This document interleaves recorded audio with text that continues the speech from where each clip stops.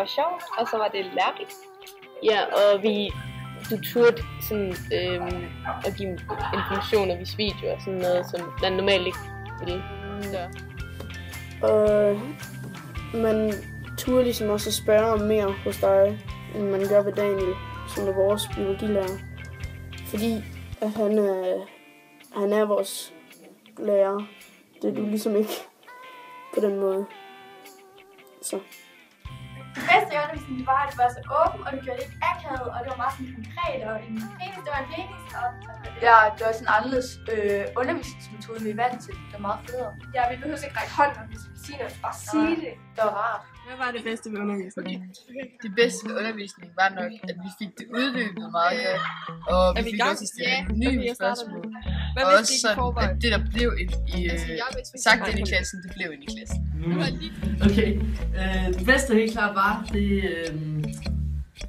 var helt klart det med at føle sig tryg og sådan noget, i forhold til, hvis nu det var min biologilærer Daniel, så er det nok føles mere akavet, man begynder at snakke om penis og ja, og fisse nemlig skide tidskronen det hele.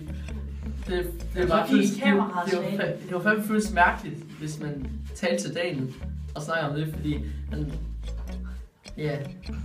Det er Daniel. Så jeg er glad for, at vi fik en jordmor til at tale med. Jeg synes, det bedste ved undervisningen var, at du var så åben om alting. Og jeg synes, at det bedste ved undervisningen var, at vi også følte, at vi kunne være åbne over for dig. Og jeg synes, det bedste ved undervisningen var, at du fik tingene til at lyde sjovt og virke sjovt. Jeg vidste næsten intet i forvejen. Nej, jeg vidste ikke rigtig noget om kønssygdommene. Altså man vidste godt, der var nogle af dem, men man vidste ikke sådan, hvad det betød, og hvordan man kurerede dem og sådan. Ja, altså jeg havde slet ikke tænkt over sådan noget med grænser for eksempel. Altså jo, jeg ved jo godt, jeg har en grænse, at okay, hold lige op med det der, ikke også? Men jeg vidste jo ikke sådan, at hvor meget det betød. Nej. Der var sådan, de der sådan spørgsmål, der sådan aldrig er blevet stillet, der fik man ligesom svar på. Ja. I den der fine kasse, du havde lavet. Og så alt det der omkring de handicappede og sex, det vidste jeg overhovedet ikke noget om. Så det var faktisk også en anden side af sagen, vi fik at vide. Det var ret. Noget med de der kønssygdomme. Det der, jeg troede godt, eller jeg troede ikke, man kunne blive, hvad har det? At man kunne få en kønssygdom, hvis man brugte PHP. Og det er jo måske, hvordan man ser ud op i underlivet. Hvordan man ser ud indeni, og hvordan det virker. Hvordan hele cyklusen og alt det hænger sammen. Ja, det er nok ikke vist så meget. Det er nok, hvordan man så ud inde i, og nogle af de der ting der, hvad de der kønssygdomme kunne gøre. Ja, det er sådan meget. Og hvor alvorligt det var. Ja.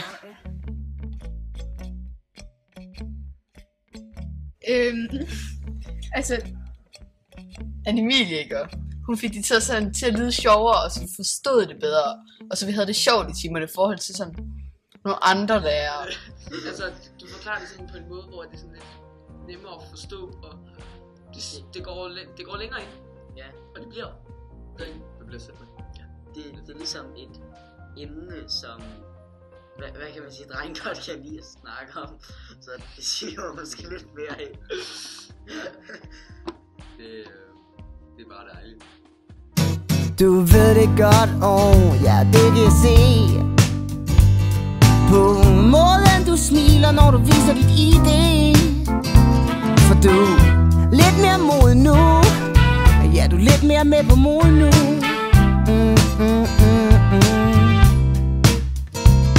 Du ved det godt, det kan jeg høre på måden du visker søde ting i mit øre. Og når du spørger om jeg ikke vil rykke lidt tættere på, eller om vi ikke bare skal rejse os og gå. For du er smuk som morgenduk på en sommereng. Ja, du er smuk som det lille barn, der stadig ikke ved, at der findes penge. Og du er smuk som bare pokker, og du ved det godt. Og du er smuk selv med hvide tennissokker uden make-up. For du er smukkere end smuk, og du ved det godt. Ja, du er smukkere end smuk, og du ved det godt. Du er smukkere end smuk, og du ved det godt. Ja, du er smukkere end smuk, og du ved det godt. Og du Og du ved det godt, ja, det kan jeg fornemme.